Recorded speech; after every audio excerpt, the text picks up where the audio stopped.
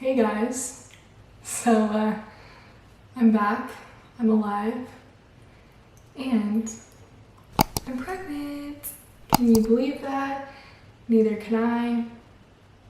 I'm super excited. Obviously, this is going to be like more of a first trimester recap. I'm also going to talk about how I found out, how I told my husband. I am currently 12 weeks, 5 days, so I'm almost, well, I think some sources say I'm in my second trimester, others say the second trimester starts like next week or something, but I'm definitely feeling a lot better. Let me tell you, morning sickness is no joke, and it's really not just morning sickness. For me, it was all day. From the moment I woke up until the moment I fell asleep, I was nauseous, and not just, a little nauseous, like extremely nauseous, like on the verge of throwing up, and I did throw up. Not every day though, thankfully, but yeah, crazy times, but I'm not here to complain. I know that being pregnant is a huge blessing. It's an amazing thing, and I just want to say, like, if you are struggling to get pregnant, truly, like, my heart goes out to you, and if you are comfortable with it, if you could comment down below and let me pray for you, or let me just offer like some words of encouragement, I would love to do that. If you don't feel comfortable though, I totally get it. We were trying for a few months, I'd say 3 months, and then we had 2 serious months, and then by that 3rd month we did a few things differently and I got pregnant. And I do want to make another video on those few different things that we did differently, because I swear by those things, obviously, because I'm pregnant right now.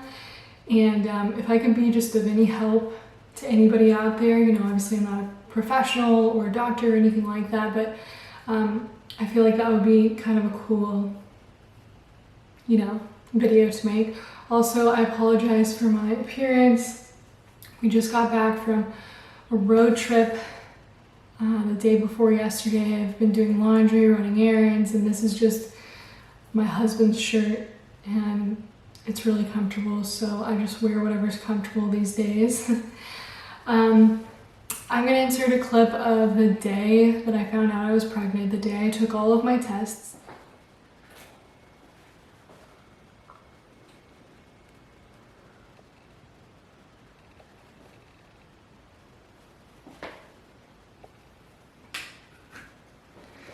This is a very faint line. I have a timer going off on my oven. So the first response shows a super faint line.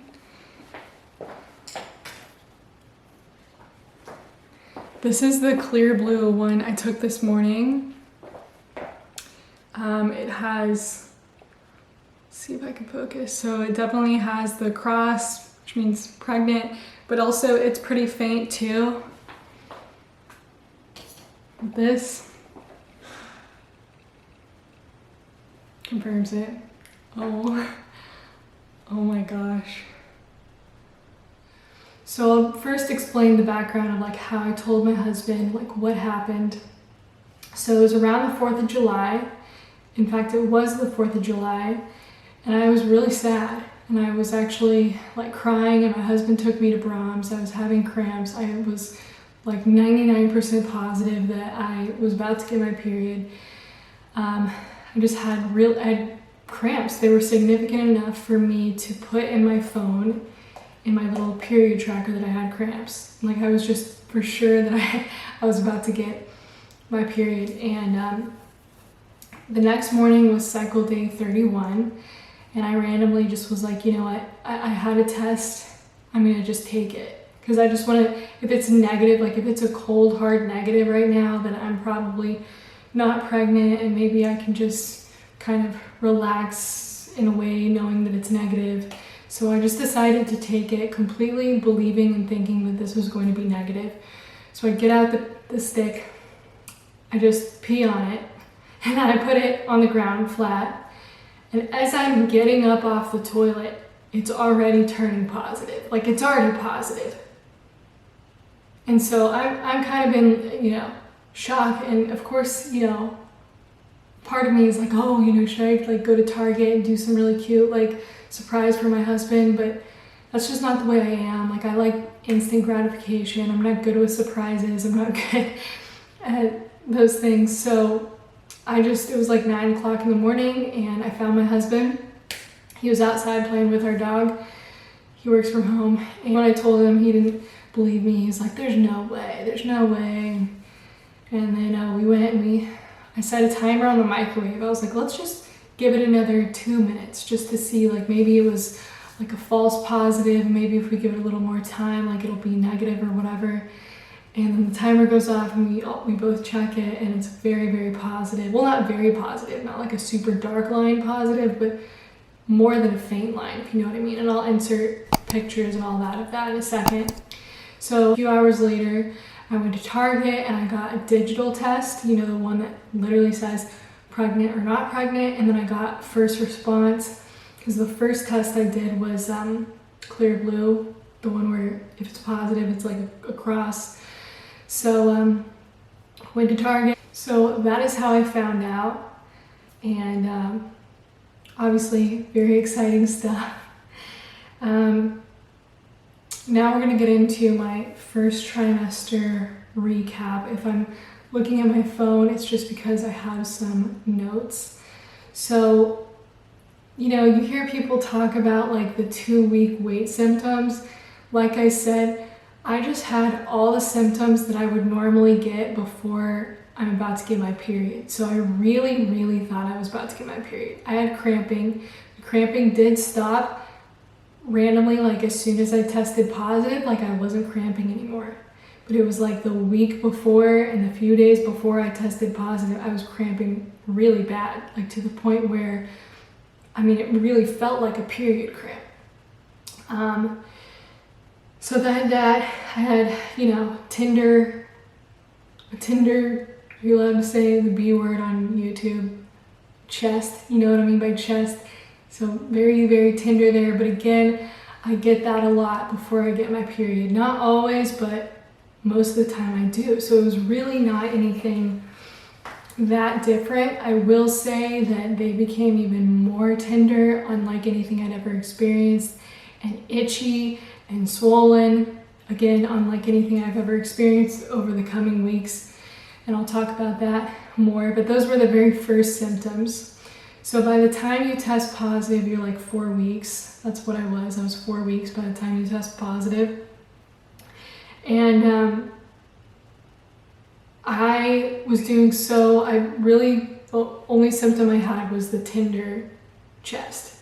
The cramping went away, tender chest, and I knew I had tested positive.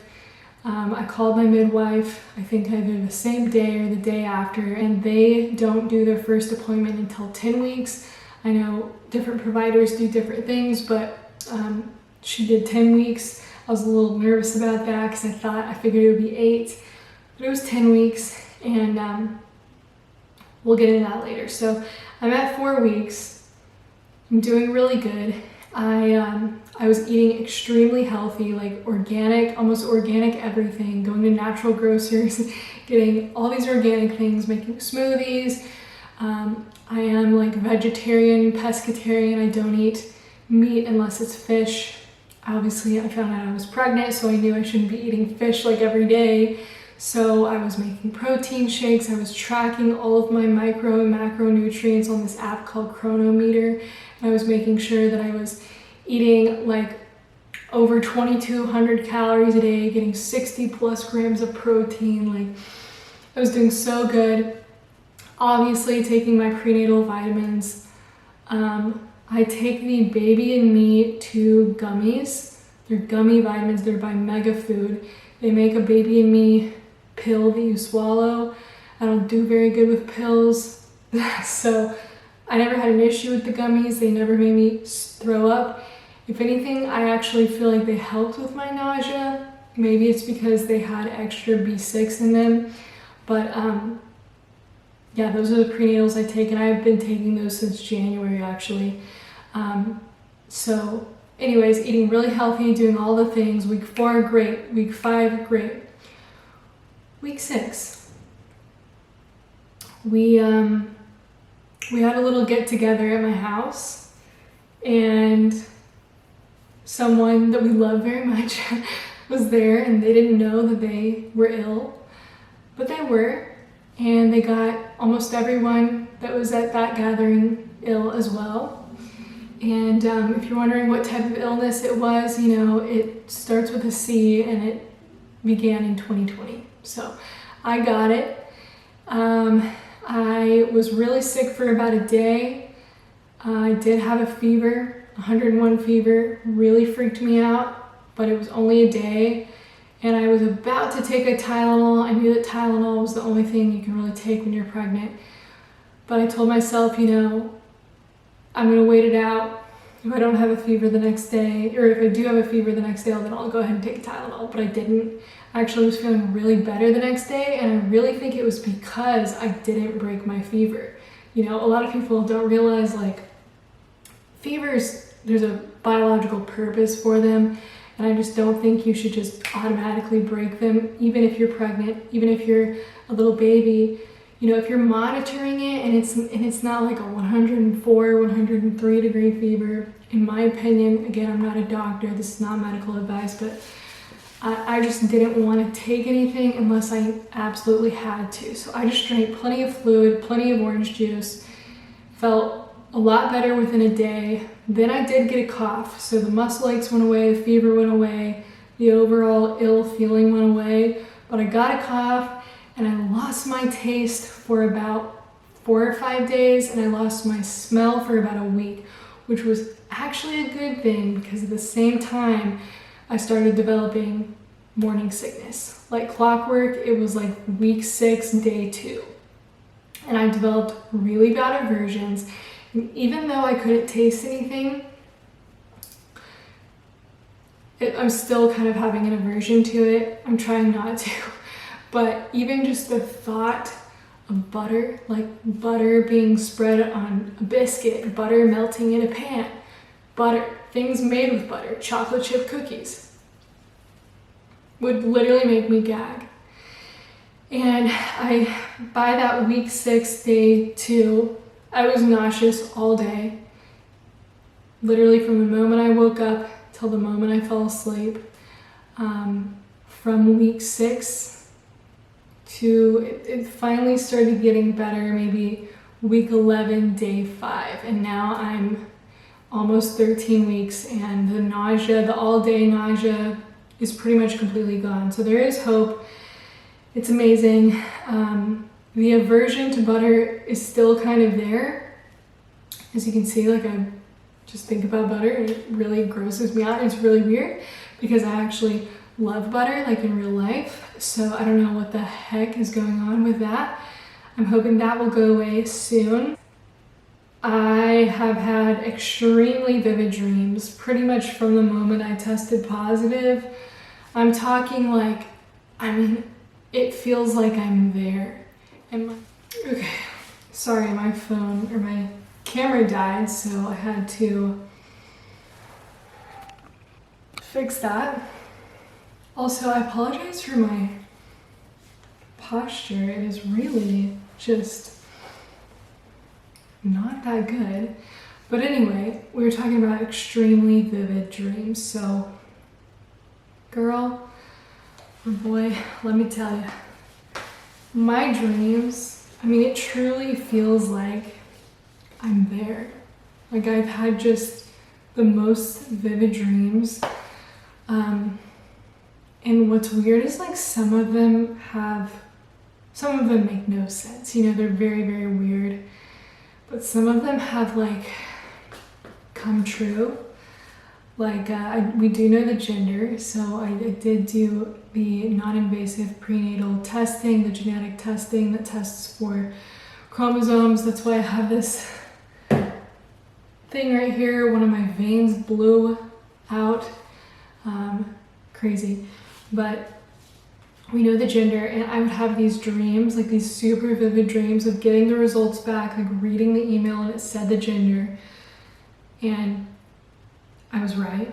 I wrote this down in my notes, but I also had a dream of a tornado. I live in Texas, but I had a dream that a tornado literally, like, it was not in my house, this house. I was in somebody else's house. I was upstairs.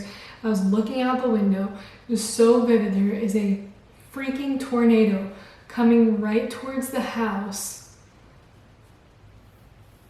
And it was so vivid. And then I wrote that I had another dream that I was looking at Heather El Moussa, you know, Tariq El Moussa, she's pregnant right now too, his wife Heather, and I had a dream I was like looking at her Instagram, and it was like a pic of her and Tariq's ex-wife together, and I was like, oh, that's so nice that they like take pics together, and it was all just a dream. Like, it wasn't real, but it was like so real to me. I was like at my phone looking at it. Yeah. So vivid dreams, another crazy symptom that I've had this whole first trimester. Second symptom I've had this whole trimester is that I get extremely hot, sweaty, well, not really sweaty, but I get really hot. I have to keep the AC pretty much at like 68 or 70 or 67, like all day, all night. That's another thing about the whole week 6 shenanigans. Not only was I ill, not only did morning sickness hit, also it was the middle of July, the hottest time of the year in Texas, literally 115 degrees outside. Terrible. So most of my first trimester has been in the summer, and it's been really hot, and I just don't go outside. Like, I've done grocery pickup orders, I've done everything to avoid like actually like getting out of my car, because the heat makes my nausea a million times worse, and I just feel very weak and tired whenever I walk out of my freaking house, because it's so hot outside. I just keep it really cool and cold in my house. Oh, another symptom I've had, this is the last one that I can think of right now, I think, is bleeding gums. So only when I'm brushing my teeth, almost every single time my gums are bleeding. Not like a lot, but I spit out the toothpaste and there's blood. And that normally doesn't happen to me. I'm normally, I feel like my teeth are pretty healthy. So I've read that's a common pregnancy symptom, and I've had that my whole first trimester. So yeah, but that is all of my first trimester symptoms. The nausea is getting better. So if you're in your first trimester, and I would say week 9 was the worst for me in terms of my nausea. Like, it was just borderline unbearable. Week 9 is the worst, but it started to get a lot better by week 11, and here we are now, almost week 13, and it's virtually gone. So that's something that is hopefully encouraging to those of you out there.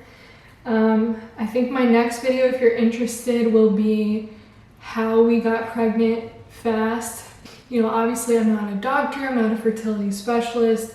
I'm just a human, I'm just a person. I think that maybe that video could be helpful. But here's like a bump update for those that are interested. This is what I'm looking like at 12 weeks. This app says 12 weeks, 5 days. That's what the baby looks like. Cute. Here's the bump. Maybe I need to look at this. You can kind of see. I'm wearing sweats and see, you can see it like this. Yep. One other symptom, totally forgot, fatigue.